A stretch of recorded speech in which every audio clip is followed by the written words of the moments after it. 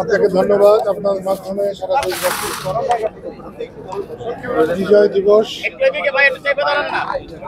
এটা একটা ঐতিহাসিক ঘটনা। আমরা হাজার বছরের স্বাধীন হয়ে যাই। 16ই ডিসেম্বর বাংলাদেশের বিজয়। সমকল ভাই, সমকল ভাই, আমি কি একটু জাগাইতে পারবো? স্বাধীনতা জাগাইতে পারবো? স্বাধীনতা জীবনে একবারই হয়। মানুষের জন্ম যেমন, জন্মের পরে মৃত্যু যেমন, স্বাধীনতা তেমনি। কিন্তু বিজয় মাঝে মাঝেই আসে, একটা বিরাট কিছু তার মধ্য দিয়ে বিজয়ের অর্জন হয়।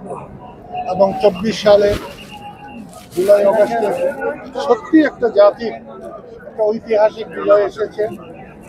এই দেশ মানুষের দেশ, সেই দেশকে মানুষের চাহিদা মতো পরিচালনা করা হয় নাই।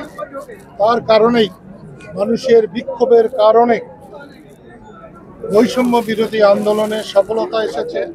আমি সেই সফলতাকে অভিনন্দন জানাই, ধন্যবাদ জানাই, আন্তরিকভাবে তাদের শুভকামনা করি।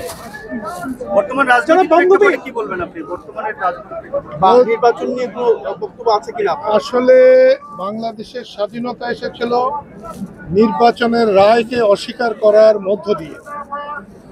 বাংলাদেশের মানুষ ভোট দেওয়ার জন্য বাংলাদেশ বানিয়েছে। সেটা বারে বারে ভুলণ্ঠিত হয়েছে, ব্যাহত হয়েছে এবং 24-এর বৈষম্য বিরোধী আন্দোলনের সফলতা এই দেশের মানুষের অসন্তুষ্টি বহিঃপ্রকাশ এবং খুব তাড়াতাড়ি মানুষের ইচ্ছার মধ্যে সময়ের মধ্যে নির্বাচন না হলে, নির্বাচনে না গেলে মানুষ বিক্ষুব্ধ হবে। শেখ হাসিনার প্রতি যেমনি বিক্ষুব্ধ হয়েছে, তার চেয়ে হয়তো বেশি বিক্ষুব্ধ হবে। আচ্ছা, রাজনৈতিক পট পরিবর্তনের সঙ্গে ইতিহাস বিকৃতি বা আলাদা করা হয়, এই ব্যাপারটাকে আপনি কিভাবে দেখেন বা এটা বন্ধ করা উচিত কিনা? আসলে আমরা প্রায় সবসময় ইতিহাস বিকৃতি করার চেষ্টা করি এবং করি। যখন যে ক্ষমতাবান থাকে সেই ইতিহাসের মহানায়ক শাস্তি চায়, কিন্তু সেটা সত্য নয়। অতীতকে ভুলে গেলে বর্তমান যেমন নিপতিত হবে, ভবিষ্যৎ অন্ধকার হবে। আমি একটা জিনিস বলবো, স্বাধীনতাকে মূল্য দিতে হবে, স্বাধীনতার বীর সৈনিকদের মূল্য দিতে হবে, শহীদদের মূল্য দিতে হবে, স্বাধীনতার নেতৃবৃন্দকে মূল্য দিতে হবে। তাদের অস্বীকার করে আমাদের ভবিষ্যৎ ভালো হবে না। এই ক্ষেত্রে বঙ্গবন্ধুকে কোনো মতেই অস্বীকার নয়।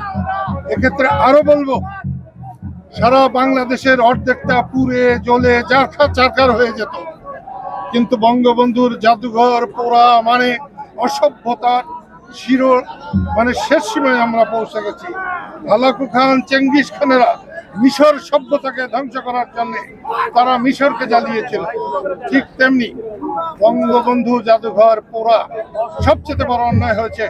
এবং যারা আজকে সরকারে আছে এবং আন্দোলনে সফল হয়েছে, তারা এর সঙ্গে নাই, এ কথাটা তাদের বলা উচিত ছিল এবং দুঃখ প্রকাশ করা উচিত ছিল।